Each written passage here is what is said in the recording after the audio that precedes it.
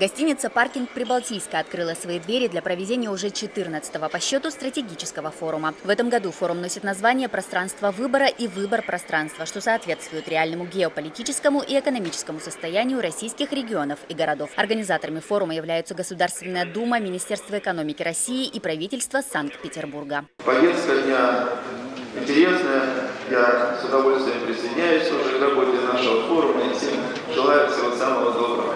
Участниками форума являются представители 54 субъектов России и 14 стран мира. Якутию представляет делегация под руководством постоянного представителя республики при президенте России Алексея Стричкова. На первом пленарном заседании состоялась конструктивная дискуссия по самым важным вопросам реализации планов и комплексных проектов развития городов и регионов нашей страны. Со дня вступления в силу 172-го федерального закона был подготовлен ряд подзаконных актов и проведена огромная работа по формированию федеральной информационной системы стратегического планирования на короткий, средний и долгий срок. Следует отметить, что аналогичные процессы идут и на региональном уровне, но в настоящее время система согласования документов находится только в стадии методологической проработки, поэтому существует противоречие законов разных уровней. Сейчас мы говорим о том, что на федеральном уровне принят федеральный закон, он был принят в конце июня 2014 года, утверждена система документов стратегического планирования, их четкий перечень, сроки их утверждения. И в этой связи мы должны